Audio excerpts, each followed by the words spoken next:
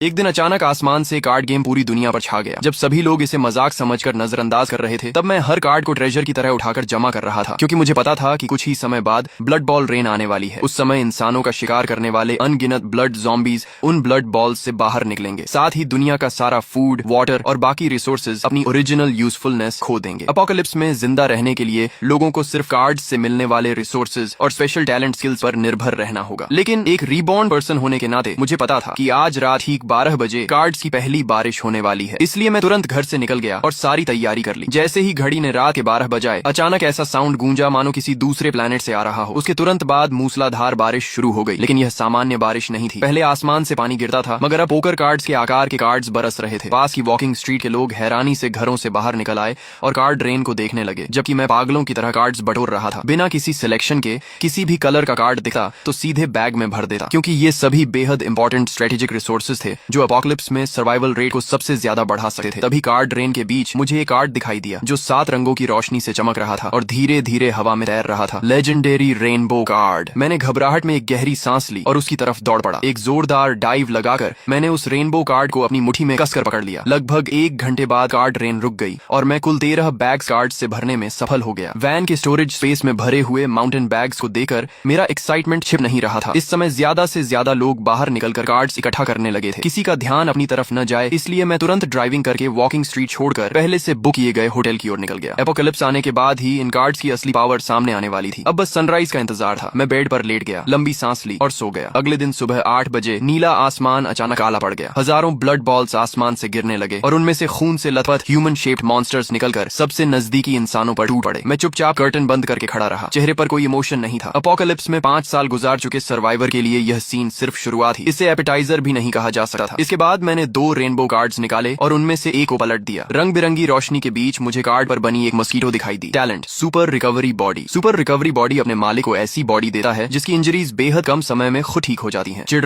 मैंने कार्ड को फाड़ दिया। तुरंत मेरे पूरे शरीर में गर्म एनर्जी फैल गई। ये देखकर मेरे होंठों पर हल्की मुस्कान आ गई। बढ़िया। इसके बाद मैंने दूसरा लेजेंडरी कार्ड पलटा। Item safe house. Safe house 200 square metre क्षेत्र में बना एक इंडिपेंडेंट हाउस है जिसमें एब्सोल्यूट डिफेंस सिस्टम मौजूद है और यह एच बॉम्ब लेवल अटैक तक झेल सकता है। हालांकि सेफ हाउस की डिफेंस बेहद पावरफुल थी, लेकिन उसकी एक बड़ी कमजोरी भी थी, वह मूव नहीं कर सकता था। फिलहाल मेरा किसी एक जगह सेटल्ड होने का कोई इरादा नहीं था, इसलिए मैंने हाउस कार्ड को अपने पास सुरक्षित रख लिया। इसके बाद मैंने 10 गोल्डन कार्ड्स निकाले। कुल मिलाकर इन गोल्डन कार्ड्स की क्वालिटी बहुत हाई थी। चाहे सुपर स्ट्रेंथ हो या हेवी फिस्ट फाइटर, दोनों ही गोल्डन कार्ड्स के T0 लेवल टैलेंट्स थे। तभी अचानक रूम का डोर जोर से टूटकर खुल गया। मैले कुचैले कपड़ों में एक महिला अंदर गिर पड़ी और उसके पीछे 3 ब्लड ज़ॉम्बीज दौड़ते हुए आ गए। वह यंग वुमन चीखते हुए मदद के लिए हाथ बढ़ाने लगी। मैं आगे बढ़ा और सिर्फ 3 पंच में उन ब्लड ज़ॉम्बीज को खत्म कर दिया। महिला इतनी शॉक थी कि काफी देर तक जमीन पर पड़ी तीनों ब्लड ज़ॉम्बीज की बॉडीज को घूरती रही। फिर उसे होश आया और उसने कहा धन्यवाद। मैं उसे देखकर थोड़ा चौंक गया। लिन वार्नर। कितना अजीब संयोग है, अपोकलिप्स के पहले ही दिन उससे मुलाकात हो गई। सच कहूं तो उसने मेरी जान बचाई थी। पिछले जीवन में उसी की मदद से मैं मुश्किल से जिंदा रह पाया था। बाद में हमारा कम्युनिटी एरिया ज़ॉम्बी टाइड द्वारा डिस्ट्रॉय हो गया और फिर मैं उससे कभी नहीं मिला। तभी लिन वार्नर ने हैरानी से पूछा, तुम मुझे जानते हो? बड़ी स्टार हो तुम। मैं तुम्हें कैसे नहीं जानूंगा। मेरी बात सुनकर उसका टेंशन थोड़ा कम हो गया। उसने पूछा, क्या तुम बता सकते हो कि यह सब क्या हो रहा है? ये मॉन्स्टर्स आखिर हैं क्या? मैंने उसे संक्षेप में सब समझाया और फिर टॉपिक बदलते हुए माउंटेन बैग्स की तरफ इशारा किया। यहाँ 10-20 हजार कार्ड्स हैं। अगर मैं अकेले इन्हें सॉर्ट करूंगा तो बहुत समय बर्बाद हो जाएगा। मुझे एक हेल्पर की जरूरत है। क्या तुम मेरी टीम ज्वाइन करना चाहोगी? तुम्हारा काम सिर्फ कार्ड्स को कैटेगरी के हिसाब से सॉर्ट करना होगा और बदले में मैं तुम्हारी सेफ्टी और डेली नीड्स की जिम्मेदारी लूंगा। बाहर का एनवायरनमेंट बेहद डेंजरस था और हर तरफ मॉन्स्टर्स घूम रहे थे, जबकि उसके सामने खड़ा यह आदमी साफ तौर पर बहुत कुछ जानता था। उसके साथ रहना निश्चित रूप से ज्यादा सेफ था, इसलिए उसने तुरंत सिर हिलाकर हामी भर दी। फिर उसने माउंटेन बैग खोलकर सारे कार्ड्स बाहर निकाले और मेरे बताए अनुसार उन्हें अलग अलग कैटेगरीज में सॉर्ट करने लगी। कुछ देर बाद वह मिनरल वाटर की बोतल हिलाते हुए बुदबुदाई। अजीब है, इतना पानी पीने के बाद भी प्यास नहीं बुझ रही। वाटर समेत सारे फूड आइटम्स अब बेकार हो चुके हैं। मैंने बेड पर रखे व्हाइट कार्ड्स की तरफ इशारा किया। अब सब कुछ कार्ड से मिलेगा। वाटर कार्ड ढूंढो और उसे फाड़ दो। अगले ही पल उसने एक वाटर कार्ड निकाला और उसे फाड़ दिया। तुरंत उसके हाथ में एक छोटी वाटर बोतल प्रकट हो गई। कितना अमेजिंग है, वह हैरानी से बोली और एक ही सांस में पूरा पानी पीकर फिर कार्ड्स सॉर्ट करने लगी। दोपहर के करीब 12 बजे तक बाहर की सड़क शांत थी। तभी अचानक इंसानों की एक टीम वहां दिखाई दी। उनके पीछे 10 से ज्यादा यंग मेन और वुमेन चल रहे थे और सभी के पास वेपन्स थे। आसपास के ब्लड ज़ॉम्बीज ने जैसे ही इंसानों को देखा, वे गरजते हुए उनकी तरफ दौड़ पड़े। लेकिन उस टीम की कॉम्बैट पावर बेहद जबरदस्त थी। दर्जनों ब्लड ज़ॉम्बीज उनके करीब पहुंचने से पहले ही टुकड़ों में काट दिए गए। उधर ब्लड ज़ॉम्बीज गिरे ही थे कि इधर विंडो के पास खड़ी लिन वार्नर तमाशा देखते हुए उत्साहित होकर चिल्ला उठी, वाह ये लोग कितने पावरफुल हैं, हम यहाँ हैं, हेल्प। मैं तुरंत भौहें सिकोड़कर उसकी तरफ देखने लगा, लेकिन अब कुछ करने में देर हो चुकी थी, क्योंकि पूरी टीम की नजर एक साथ हमारी तरफ हो चुकी थी। कुछ ही देर बाद वह टीम होटल लॉबी में पहुंच गई। जो वेन बेहद एक्साइटेड होकर बोला, लिन वानर, मैं आपका फैन हूँ। मैंने कभी नहीं सोचा था कि न्यू सिटी में बिजनेस ट्रिप के दौरान आपसे मुलाकात हो जाएगी। तभी लिन वानर ने शिष्टता से पूछा, नमस्ते, आप लोग कहाँ जाने वाले हैं? जो वेन ने तुरंत जवाब दिया, बिल्कुल ब्लड ज़ोंबीज का शिकार करने और कार्ड्स हासिल करने। उन ब्लड ज़ोंबीज के शरीर में कार्ड्स होते हैं। अगर लक अच्छा रहा